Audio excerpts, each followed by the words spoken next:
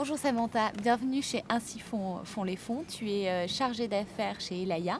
Est-ce que tu pourrais nous donner la particularité d'Elaya? Alors Elaya est un fonds de capital risque indépendant qui a été créé en 2002-2003 et notre particularité c'est qu'on est focalisé dans l'économie numérique et on a levé très récemment un fonds en amorçage sur lequel on va pouvoir mettre des tickets entre 100 000 et 1 million d'euros.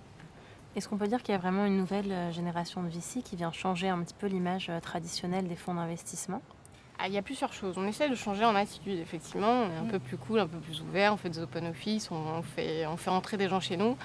Il y a aussi les VC chez les réseaux sociaux. Moi, quand je suis arrivée en 2008 chez Elaya, il n'y avait pas forcément de compte Twitter, il n'y avait pas de page Facebook, voilà.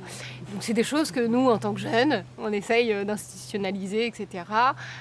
Non pas que mes partenaires sont incapables de le faire, pas du tout. C'est juste que voilà, ils n'ont pas cette idée-là parce que nous, on est né un petit peu avec Twitter et Facebook et tous les réseaux sociaux. On est né avec et du coup, on est beaucoup plus à l'aise sur les réseaux sociaux. Est-ce que des entrepreneurs vous contactent maintenant directement via Twitter ou Facebook? On reçoit pas mal de deal flow maintenant par Twitter. LinkedIn marche super bien, Facebook aussi avec les open office, etc. Les gens qui... Et ce qui est marrant, c'est que c'est quelque chose d'un peu improbable parce qu'il n'y a que 140 caractères sur Twitter, donc ils racontent pas leur vie, mais juste ils disent voilà, est-ce que vous pouvez me filer votre mail pour que je vous envoie un teaser, etc. Alors qu'on a une page web, etc. sur laquelle ils peuvent le faire. Mais ça casse un peu les barrières, quoi. Ouais, voilà, ça dédramatise un peu tout ce monde-là, un peu trop sérieux. Et de nous voir sur Twitter et sur Facebook, ça doit un peu les rassurer. Quel est le quotidien d'un chargé d'affaires aujourd'hui? Si je dois le splitter pendant la semaine, en gros, le lundi, il est deal flow, donc c'est des réunions en interne pendant lesquelles on parle de tous les dossiers qu'on a pu voir la semaine passée ou les semaines passées, si voilà. Donc ça nous prend quasi toute la journée. Ça nous prenait la matinée avant et là ça nous prend quasi toute la journée parce qu'on reçoit de plus en plus de deals. Et vous regardez les dossiers ensemble, on en parle, on se challenge, etc. On échange nos points de vue. Et comme de toute façon, toutes les décisions sont prises à l'unanimité de l'équipe d'investissement, même les décisions d'avancer sur un dossier, on se challenge en interne, etc. Et ensuite, le reste de la semaine, il est splitté entre je vois des nouvelles boîtes, donc je vais sourcer. Donc entre les événements, tout le deal flow spontané qu'on peut recevoir et qu'on a décidé de voir, donc ça prend à peu près les 3/4 du temps. Et tout le reste, c'est dédié aux startups dans lesquelles on a investi, on s'est investi. Donc chacun a son petit portefeuille, on va dire, même si on cède et il y a toujours un lead et un co-lead pour qu'on puisse se challenger même dans la vie de la société. Et du coup, comme les besoins d'un entrepreneur sont très spontanés, on ne peut pas se dire le vendredi après-midi ou le jeudi après-midi, j'appelle Arbia Smithy de Carnet de Mode et je vois si elle a besoin de moi. Ça ne marche pas comme ça, puisqu'elle a besoin de nous un peu quand elle veut. Donc voilà. Peux-tu nous citer quelques petits exemples de la manière dont tu aides les sociétés de ton portefeuille? Alors on leur ouvre notre réseau. Typiquement, ce qu'on aime bien faire dans nos sociétés, c'est ramener du sang neuf et ramener des administrateurs indépendants au board, par exemple. Donc on va leur ouvrir notre carnet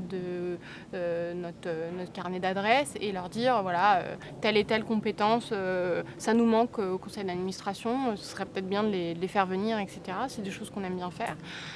On les aide de manière assez concrète il y a mon avocat qui m'a demandé 6 000 € pour je sais pas quoi, c'est cher, c'est pas cher, est-ce que tu en as un autre, etc. C'est de l'ouverture de porte et après c'est du boulot très concret, genre un BP qu'on n'arrive pas forcément à finaliser, des recrutements que l'entrepreneur veut qu'on voit parce qu'il n'est pas sûr de lui, etc. Il veut avoir l'aval, même si on n'a pas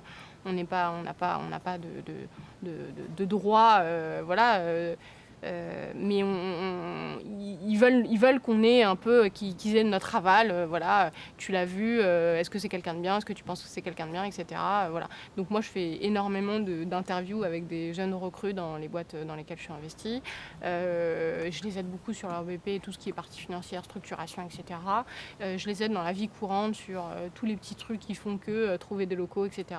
C'est des choses qu'on peut faire. Partenaire. Ah oui, c'est vraiment partenaire. Et on les a tous les jours au téléphone. Tu fais partie des rares femmes du monde du capital risque. On peut les compter dans les doigts de la main.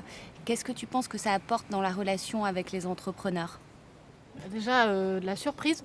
Ils sont assez surpris et assez ravis de voir des jeunes femmes en face d'eux. Surtout que chez nous, il y en a deux. Il y a Marie et moi. Du coup, quand on fait un entretien toutes les deux, ils ne comprennent pas trop, sachant qu'on leur a apporté le café juste avant et qu'on s'assoit après. Donc, voilà, ça fait poser des questions. Mais je pense que ça amène... c'est plutôt fun, quoi. On en rigole. Après, ça change pas grand-chose dans le rapport. Par contre, à l'inverse de certaines qui disent que ça nous dessert, je pense que ça nous sert beaucoup d'être une femme dans le capital risque, parce qu'au moins on se souvient de vous. Là où un monsieur, bon, il y en a tellement que...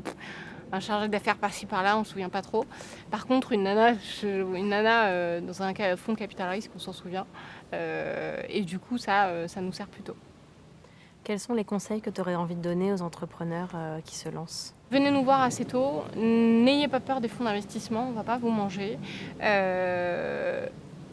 Choisissez vos partenaires.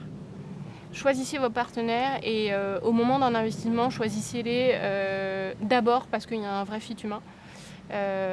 Regardez tout dans une term sheet, le deal dans son intégralité. Ne vous focalisez pas sur une valorisation. Regardez la philosophie générale du tour pour prendre vos décisions. Et il va falloir que vous compreniez tout. Même s'il y a des intermédiaires, même s'il y a des petites boutiques de capital risque qui vous aident, même s'il y a des avocats, etc. Il faut tout comprendre et tout apprendre parce qu'à la fin des fins, c'est vous qui signez. Et souvent, c'est vrai que les jeunes entrepreneurs ont tendance à mettre de côté un peu ces aspects-là et avoir une valorisation et à déléguer ça à des gens qui le font pour eux, des intermédiaires financiers et ou des avocats. Et je pense que c'est vraiment un biais parce qu'il va falloir tout comprendre. À la fin, c'est vous qui signez. Et il faut voir le deal dans sa globalité. Et la priorité, c'est qu'il y a un fit humain parce qu'on est parti pour 5-6 ans ensemble. C'est comme un mariage, c'est tout pareil. Sauf qu'on signe les clauses de divorce au début, c'est un peu atypique, mais voilà, c'est comme ça. On dit qu'on va sortir à un tel horizon de temps, etc. Mais il faut s'entendre avec les gens qui vont siéger à votre board, parce qu'un mauvais board, ça peut tuer une boîte.